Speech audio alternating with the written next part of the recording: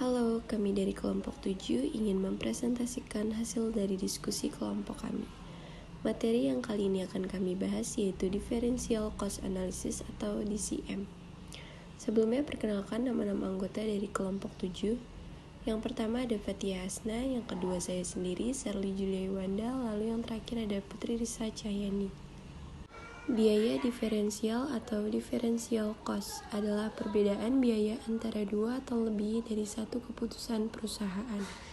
Biaya diferensial dapat membantu dalam membuat keputusan perusahaan yang baik karena dapat digunakan untuk menentukan biaya dan keuntungan yang mungkin dimiliki perusahaan ketika memilih satu solusi di atas yang lain. Analisis diferensial.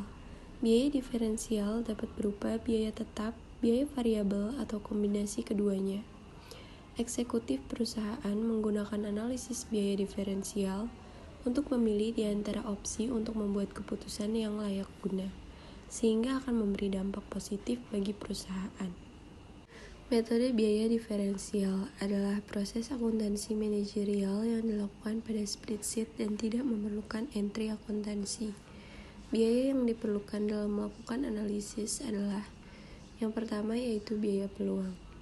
Biaya peluang mengacu pada potensi manfaat atau pendapatan yang hilang dengan memilih satu opsi di atas yang lain. Yang kedua yaitu sunk cost. Sunk cost atau biaya hangus mengacu pada biaya yang telah dikeluarkan oleh perusahaan, tetapi tidak dapat menimbulkan manfaat atau keuntungan atas keputusan manajemen apapun. Contohnya adalah ketika sebuah perusahaan membeli mesin dan rusak parah. Setelah digunakan dalam waktu singkat dan produk yang dihasilkan oleh mesin tersebut tidak dapat lagi dijual kepada pelanggan. Contoh soal, PT Sinsi adalah sebuah perusahaan yang memproduksi suatu barang yakni XA-1 yang dijual dengan harga 50.000 per satuan. Sedangkan biaya penuh yang diperlukan untuk membuat barang tersebut adalah sebagai berikut.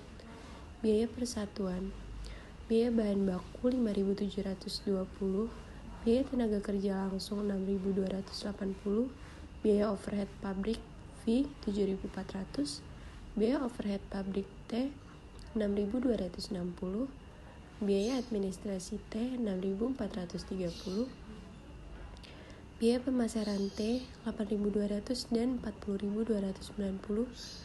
Diketahui volume penjualan diperkirakan sebanyak 60.000 satuan. Berdasarkan informasi yang diperoleh bahwa pihak manajemen mempertimbangkan untuk memproses lebih lanjut menjadi barang XA-2. Dalam pelaksanaannya, tidak diperlukan investasi dalam mesin dan equipment, namun hanya memerlukan biaya pengolahan lebih lanjut, yakni sebesar 5.620 per satuan. Sedangkan di pasaran barang XA-2 cukup banyak permintaan dengan harga jual 56.000. Diminta berdasarkan informasi di atas, apakah pertimbangan untuk memproses lebih lanjut merupakan keputusan yang paling tepat dalam pemilihan ini? Maka penyelesaiannya yaitu jika alternatif menjual yang dipilih, maka keuntungan yang diperoleh adalah laba sama dengan 50.000 dikali 60.000 unit dikurang 40.290 dikurang 60.000 unit sama dengan 3 miliar dikurang 2.417.400.000 sama dengan 582.600.000.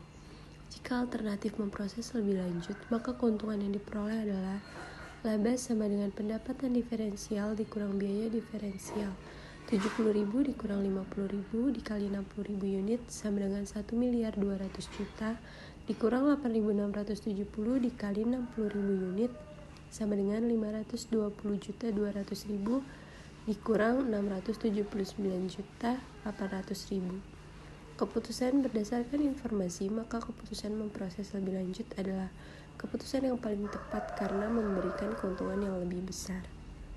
Sekian penjelasan dari kelompok kami, kurang lebihnya mohon maaf. Terima kasih.